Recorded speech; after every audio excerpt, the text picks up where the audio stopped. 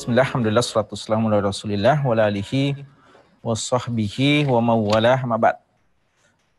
Ikhwah sekalian, ikhwah dan akhwat, alhamdulillah, ya, kita mulai pembahasan kita kitab Riyadhus Shalihin min kalami Sayyidil Mursalin, karya dari Imam Abu Zakaria Yahya bin Syaraf An-Nawawi rahimahullahu ta'ala.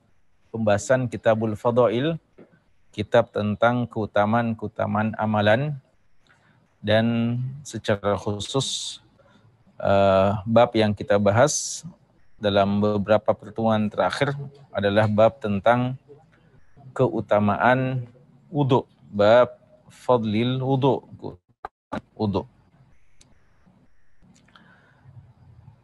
Pada pembahasan kita yang paling terakhir, kita sudah menyelesaikan yang ke 1028, ya, hadis ke 1028. Malam hari ini kita akan lanjutkan insyaallah. Sedianya tadi kita akan menyelesaikan hadis-hadis yang adalah tentang keutamaan wudu, ya, namun karena kita agak terlambat ini karena gangguan teknis tadi, kita lihat ya waktu yang tersedia untuk membahas hadis-hadis dalam bab ini. Kita bacakan saja hadis yang ke-1029. Kata Imam An-Nawawi rahimallahu ta'ala, wa anhu, dan darinya, maksudnya dari perawi sebelumnya, yaitu sahabat yang mulia Abu Hurairah radhiyallahu anhu, anna Rasulullah sallallahu alaihi wasallam, Rasulullah sallallahu alaihi wasallam ata al-maqbarah, mendatangi pekuburan. Faqala, dan beliau mengatakan, Assalamualaikum dara qaumin mu'minin. Assalamualaikum dara qaumin mu'minin, tempatnya kaum orang-orang beriman. Wa inna insyaallahu bikum lahiqun, dan kami insyaallah akan menyusul kalian. Lalu beliau mengatakan, wadittu ana qad ra'ayna ikhwanana.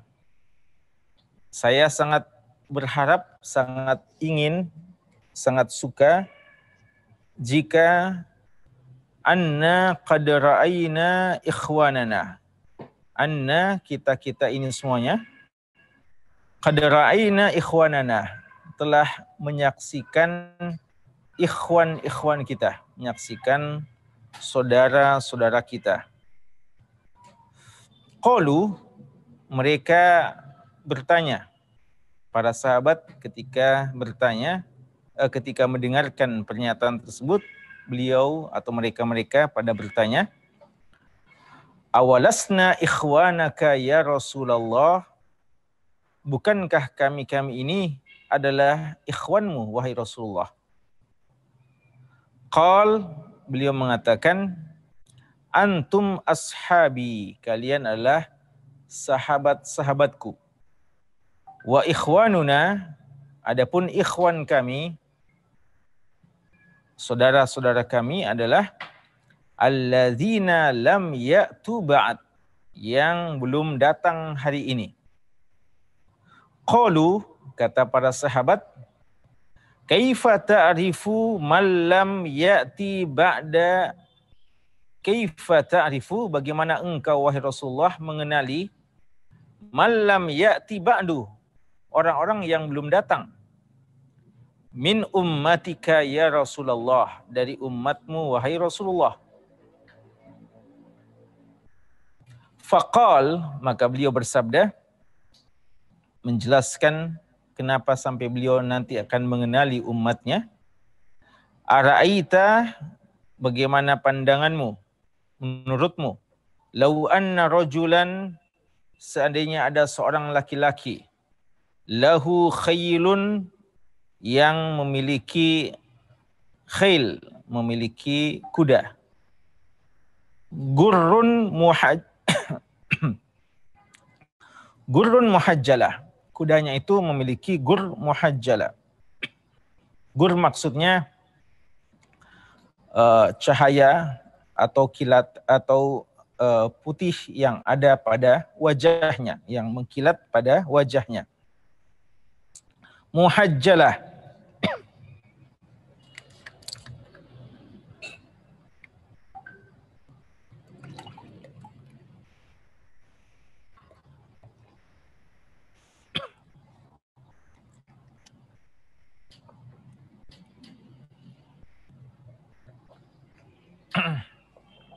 Muhajjalah seperti yang sudah kita pernah terangkan, maksud muhajjalah adalah cahaya atau suatu yang terang, yang putih, mengkilat di kaki dan bagian tangan dan kaki dari hewan tersebut. Jadi kalau gur di bagian wajah depan, bagian dahinya. Kalau muhajjalah itu hal yang putih, yang terang, semacam cahaya terang pada kaki dan lengan dari hewan tersebut.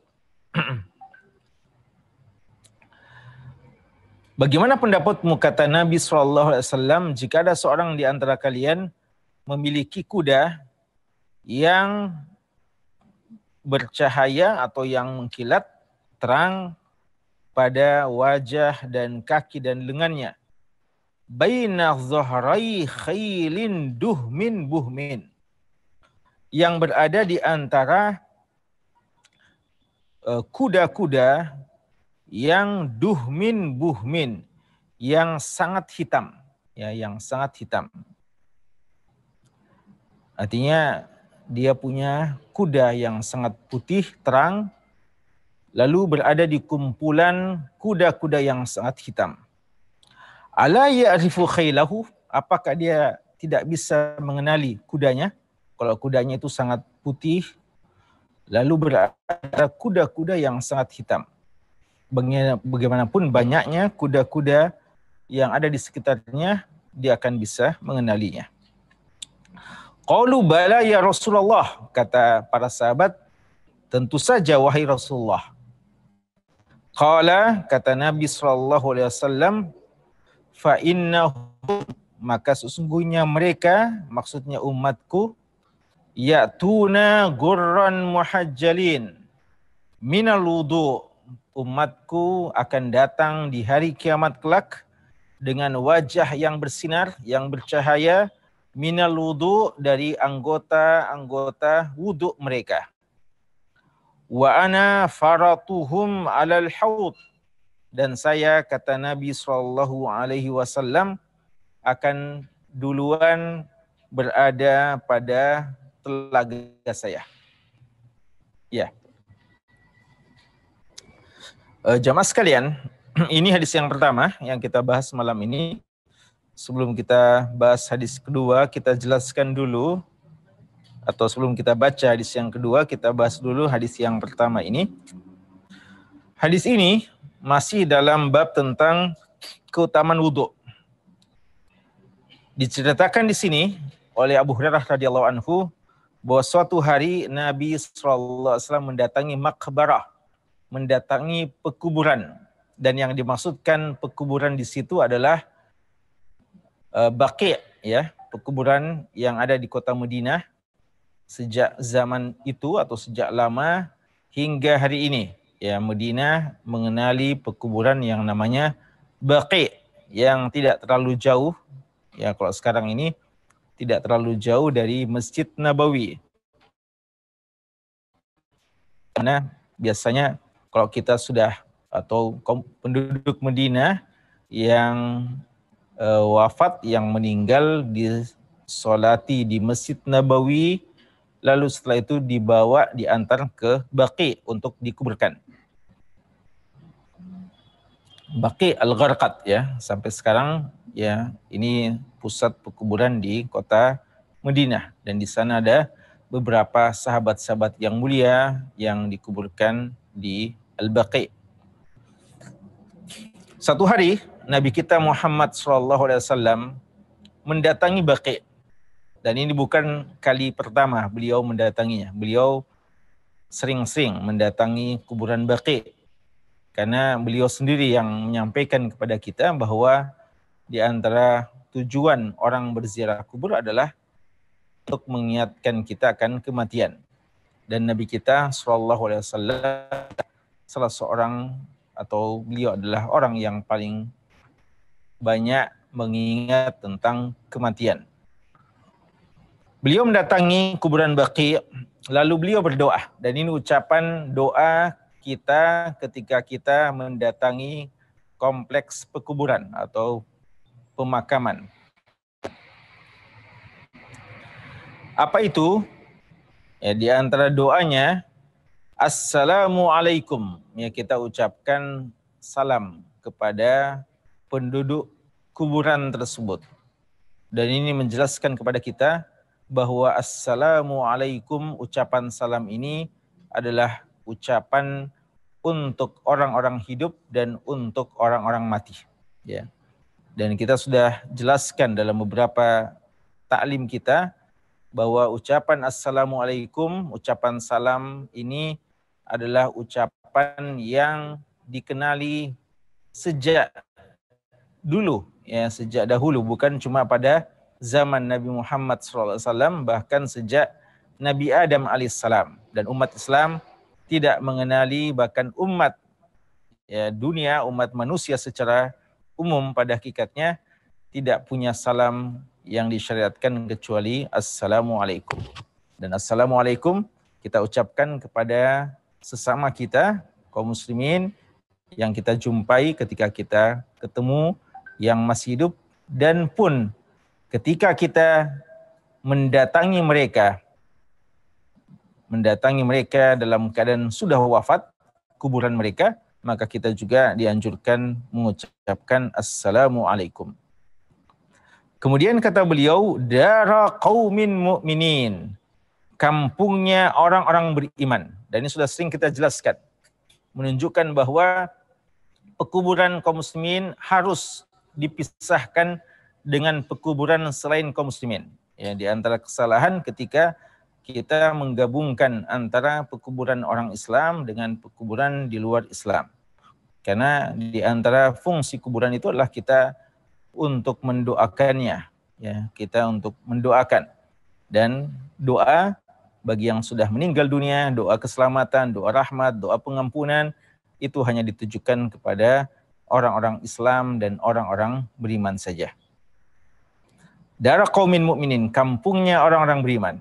Jadi ini menjelaskan seharusnya kita mengkhususkan pekuburan untuk orang-orang beriman. Lalu beliau mengatakan, wa inna, dan kami, kata Nabi SAW, insyaallahu bikum lahiqun, dan kami insyaallah akan menyusul kalian. Di sini ada pembahasan para ulama kita. Kenapa Nabi kita SAW mengatakan, wa inna insyaallahu bikum lahiqun, dan kami akan menyusul kalian? Karena kata-kata insya Allah ini difahami ucapan yang menunjukkan sesuatu yang tidak pasti. Ya, seperti kalau kita berjanji, karena kita tidak bisa memastikan apakah kita akan datang atau tidak, kita mengatakan insya Allah. Ya. Dan kata-kata insya Allahu bikum lahiqun, insya Allah kami menyusul, bisa difahami bahwa seakan-akan kita mengatakan bahwa insya Allah saya akan menyusul, saya juga akan mati. Tapi seakan-akan ada semacam keraguan bahwa apakah memang kami akan ikut juga menyusul mati atau tidak. Ya. Ini yang dipersoalkan oleh sebagian. Kenapa sampai perlu mengatakan insya Allah? Kenapa tidak sekalian saja wa inna bikum lahiqun, dan kami akan menyusul kalian? Karena kalau dibilang insya Allah, seakan-akan ada semacam keraguan di dalamnya, ketidakyakinan. Para ulama kita telah menjelaskan maksud dari wa inna insyaallahu bikum lahiqun. Di antara jawaban mereka kenapa sampai Nabi kita sallallahu alaihi wasallam mengatakan insyaallah, yang pertama jawaban para ulama kita bahwa Nabi kita sallallahu alaihi wasallam mau mengamalkan apa yang Allah firmankan, wala taqulanna li syai'in inni fa'ilun dzalika ghada illa ayyasha Allah. Jangan kamu mengatakan sesuatu saya akan mengerjakan besok kecuali kamu mengatakan insya Allah. Dan kita tahu sabab nuzul ayat ini karena pernah Nabi kita sallallahu alaihi wasallam ketika ditanya lalu beliau menjanjikan akan menjawab tanpa beliau ucapkan insya Allah. Lalu ternyata besok hari dan beberapa hari tidak turun wahyu untuk menjawab pertanyaan tersebut. Lalu ada peringatan dari Allah Subhanahu wa taala agar tidak memastikan sesuatu dan selalu mengatakan insya Allah. Oleh karena itu, Nabi kita sallallahu alaihi wasallam sejak itu tidak pernah mengatakan sesuatu yang akan beliau kerjakan kecuali beliau akan mengatakan insya Allah untuk masa-masa yang akan datang. Termasuk ini. Jadi bukan perasaan ragu, tidak yakin bahwa dia akan mati, tapi maksudnya adalah karena sesuatu ini akan kita kerjakan besok atau waktu yang akan datang, maka perlu mengamalkan untuk mengatakan insya Allah.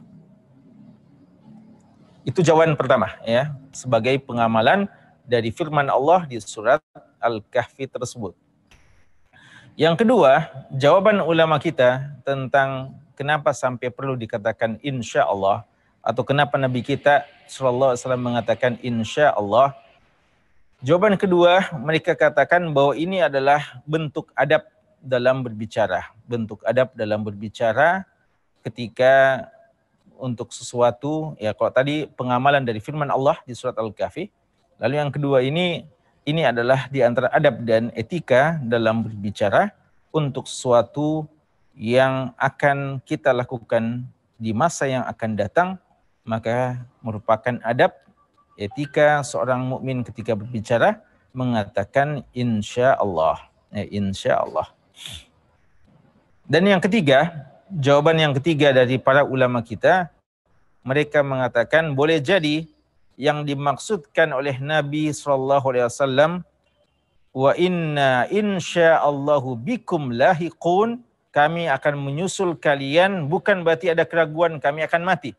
Tapi insyaallah kami akan menyusul kalian, artinya kami juga akan bergabung dengan kalian di tempat ini.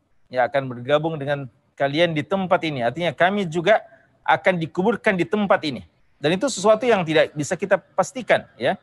Karena boleh jadi kita akan mati di Madinah, ya, artinya di zaman itu boleh jadi akan wafat di Madinah lalu dikuburkan di Baqi, dan boleh jadi tempat yang lain. Dan Allah telah mengatakan, wa ma tadri nafsun madza taksibu ghada wa ma tadri nafsun bi ayyi ardin tamut. Seseorang tidak tahu di bumi mana dia akan meninggal dunia. Kita saat sekarang mungkin bisa meniatkan, ya, kita mengatakan kalau saya meninggal dunia, kuburkan saya di kuburan ini, kuburan itu. Kita sudah memesan. Tapi kita tidak bisa memastikan. Karena kita tidak tahu di mana kita akan meninggal dunia, di bumi mana kita akan meninggal dunia.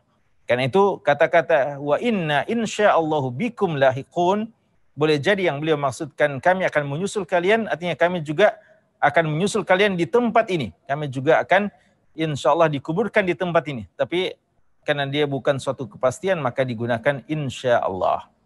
Itu di antara jawaban ulama kita tentang perkataan insyaallah tersebut. Kemudian kata Nabi SAW selanjutnya kepada para sahabat, wadittu anna qad ra'ayna ikhwanana. Kami sangat berharap, ya, wadittu wadda yawaddu artinya ahabba yuhibbu.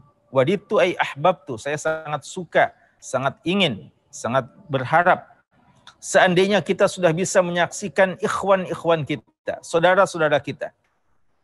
Nabi SAW mengatakan ini kepada para sahabat. Maka para sahabat bertanya, qalu awalasna ikhwanaka ya Rasulullah. Kenapa lagi engkau wahai Rasulullah mengatakan seandainya kami bisa menyaksikan ikhwan kita, saudara-saudara kita. Bukankah kami ini adalah ikhwanmu wahai Rasulullah, saudara-saudaramu wahai Rasulullah. Apa kata Nabi SAW? Antum ashabi. Kalian adalah sahabatku. Ya, kalian adalah sahabatku. Jadi ini peristilahan ya, peristilahan makna sahabat itu bukan peristilahan yang datang dari para ulama. Bukan cuma para ulama yang menetapkan mereka-mereka itu para sahabat. Ini langsung dibahasakan oleh Nabi kita SAW kepada para sahabatnya bahwa antum ashabi, kalianlah sahabatku. Dan juga Allah telah mengatakan tentang Abu Bakar, idh qala li sahibihi la tahzan, ya. Idhuma fil ghar, ya, ketika ketika keduanya berada di gua Sur, Nabi kita SAW dan Abu Bakar As-Siddiq, lalu idh qala li sahibi la tahzan innallaha ma'ana.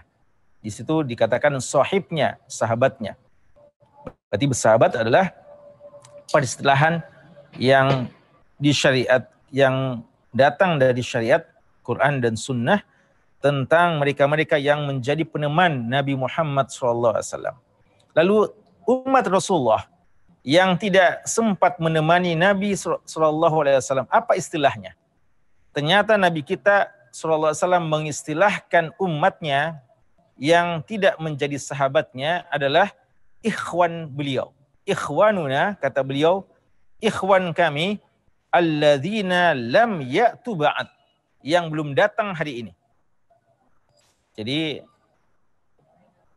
yang berada di zaman Nabi SAW,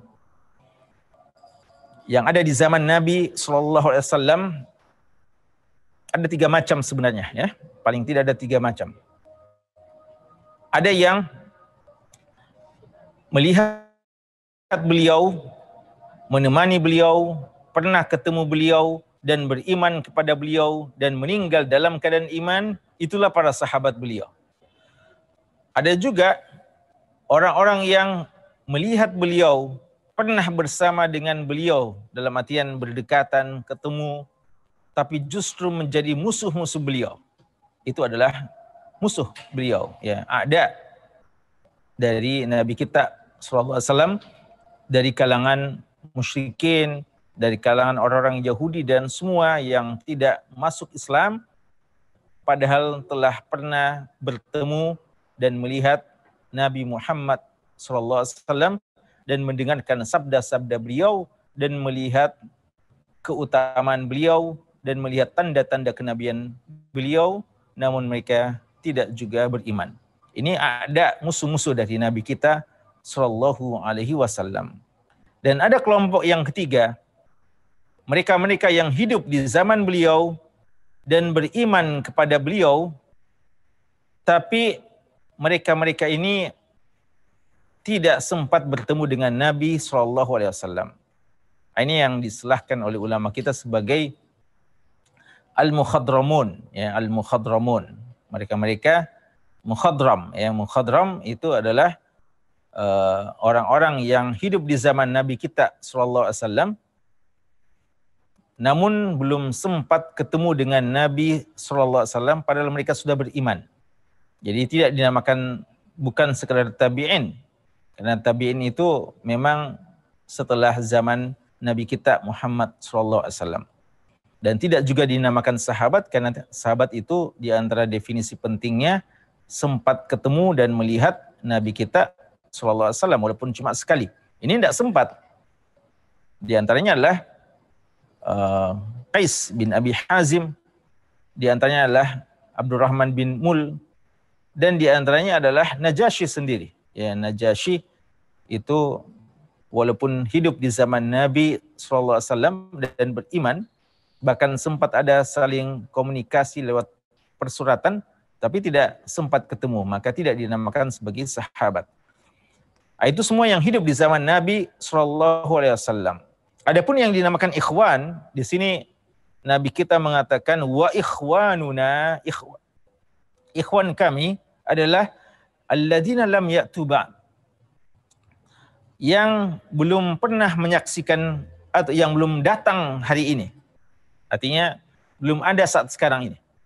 Yaitu yang nanti peninggal Nabi Muhammad SAW, yang mulai dari kalangan tabi'in, ya. Dan sebenarnya juga mukhadram dari satu sisi bisa masuk di sini, karena mukhadram itu belum datang, dalam artian mereka tidak sempat ketemu langsung ya dari Nabi SAW. Jadi mukhadram ini memang dia satu marhalah transisi ya antara sahabat dan tabi'in. Jadi mereka-mereka yang belum datang, artinya belum ketemu langsung dengan Nabi SAW. Mulai dengan tabi'in sampai umat beliau di akhir zaman. Dalam sebagian riwayat lebih ditegaskan alladzina amanu bi wa lam yarawni, ya. Dalam sebagian riwayat lebih tegas, ya, riwayat Imam Muslim dan yang lainnya, alladzina amanu, orang-orang yang beriman kepadaku, wa lam yarawni, padahal belum pernah menyaksikan aku. Nah, di sini masuk tabi'in, masuk juga mukhadram, ya, karena mereka beriman dan sangat yakin dengan Nabi SAW walaupun belum pernah menyaksikan. Dan bisa kita bayangkan ya, perbedaan tentu saja iman, ya, seperti yang pernah kita terangkan, bahwa keyakinan itu ada yang keyakinan yang dinamakan dengan ilmu yakin, ada yang keyakinan yang lebih tinggi dinamakan ainul yakin. Ilmu yakin artinya keyakinan dengan berdasarkan ilmu yang kita ketahui. Tapi lebih tinggi dari itu adalah ainul yakin, kalau langsung disaksikan. Di samping ilmu kita, tapi kita juga saksikan. Dan itulah yang ada pada para sahabat, karena mereka langsung menyaksikan. Tapi seorang yang tidak pernah menyaksikan langsung Nabi Muhammad SAW, namun mereka juga sangat beriman, sangat mempercayai dan membenarkan, bahkan juga sangat cinta terhadap setiap sunnah beliau, dan senantiasa mau untuk mengikuti sunnah-sunnah beliau. Maka ini adalah orang-orang yang indikasi sangat mencintai beliau SAW dan juga sangat dirindukan oleh Nabi Muhammad SAW. Inilah yang Nabi kita sendiri merindukan pertemuan dengan mereka. Ya. Jadi bukan cuma kita yang rindu untuk bertemu dengan Nabi kita SAW. Bahkan beliau pun sangat berharap untuk bisa sudah ketemu dengan umatnya di dunia ini. Tentu saja sebelum insya Allah pertemuan yang paling membahagiakan di Darul Khuld, ya, di kampung kekal abadi di surga Allah Subhanahu wa taala. Tapi Nabi kita sendiri sebenarnya juga sudah sangat merindukan umatnya yang beriman kepada beliau namun belum sempat ketemu dengan beliau. Itulah yang dinamakan dengan ikhwan Rasulullah SAW. Para sahabat mengatakan, qalu kaifa ta'rifu man lam ya'ti ba'd. Kemudian sebelum kita bahas selanjutnya, para ulama kita mengatakan pada hakikatnya di satu sisi para sahabat juga adalah ikhwan Rasulullah.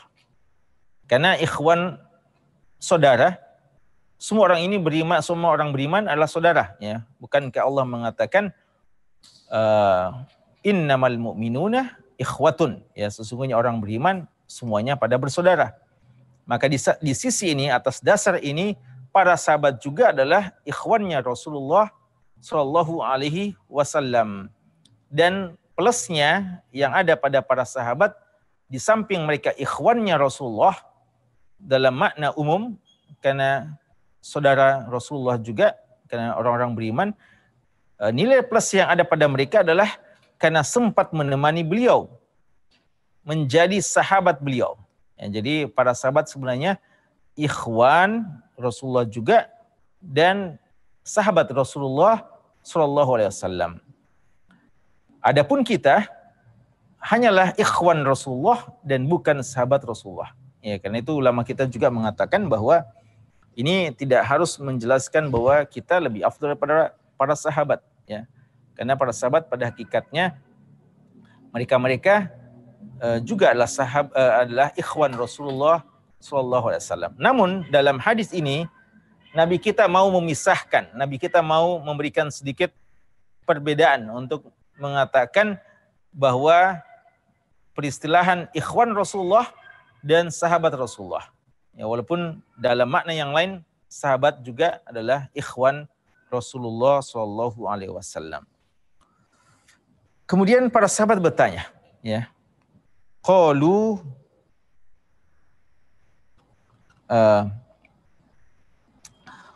kaifa ta'rifu man lam ya'ti ba'd, ya.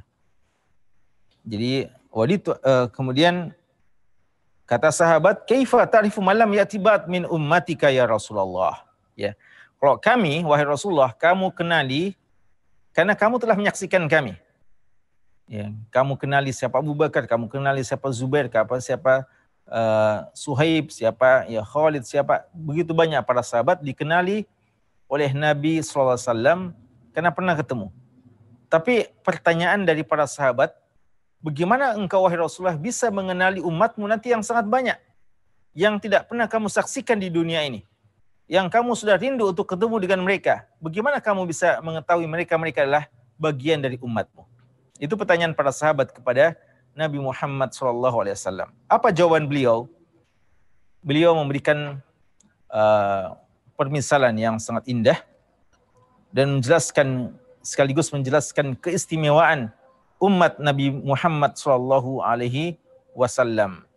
Apa kata beliau? Ara'aita law anna rajulan lahu khailun gurrun muhajjalah baina dhahrai khailun duhmun buhmun khailun baina dhahrai khailin duhmin buhmin. Jadi bagaimana pendapatmu seandainya ada seseorang yang punya kuda, lalu kudanya itu berada di tengah-tengah kuda yang banyak, bagaimana bisa dikenali? Dia mudah kendali. Kenapa? Karena kuda yang dia miliki adalah kuda yang sangat terang, yang sangat putih. Lalu kuda itu sedang berkumpul dengan segerombolan atau rombongan kuda-kuda yang banyak, tapi kuda-kuda yang sangat-sangat hitam. Jadi biar sangat banyak kuda di situ, tapi kudanya mudah dikenali. Bahkan dari jauh pun dia akan kenali kudanya. Karena kudanya berwarna yang sangat putih, terang, jelas, bercahaya di tengah-tengah kuda yang sangat hitam.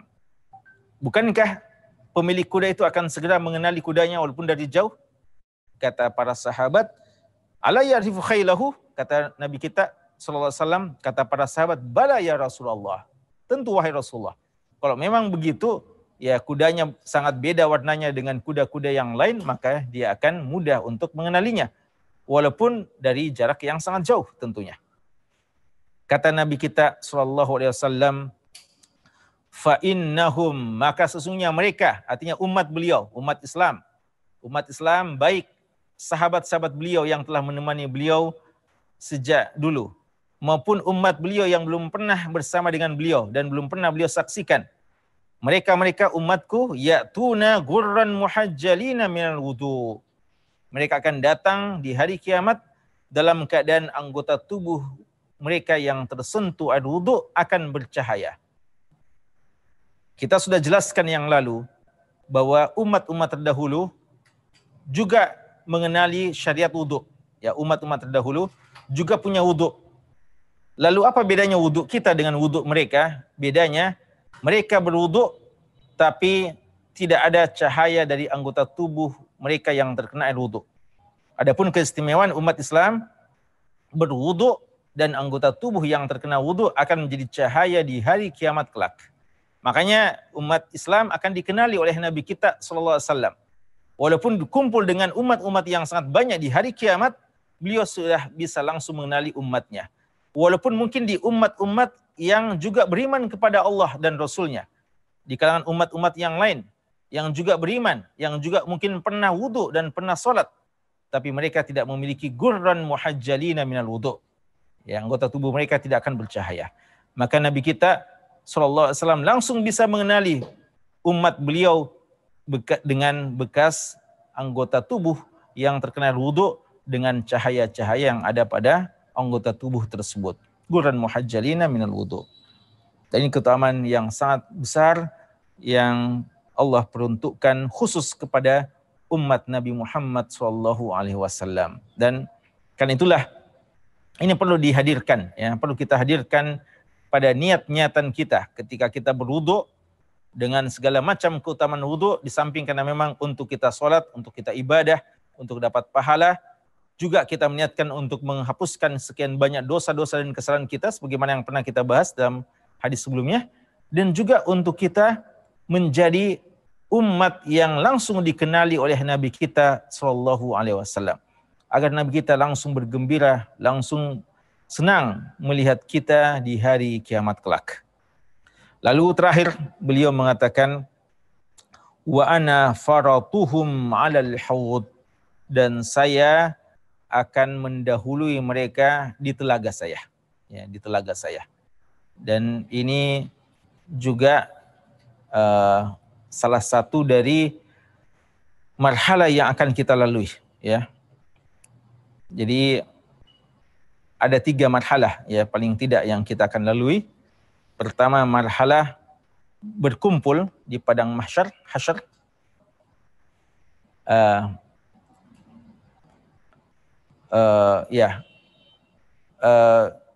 Setelah itu nanti menuju ya dalam perjalanan ada 3 ya, 3 yang kita maksudkan bukan hasyar ya. 3 itu adalah haud, lalu mizan, dan as-sirat ya.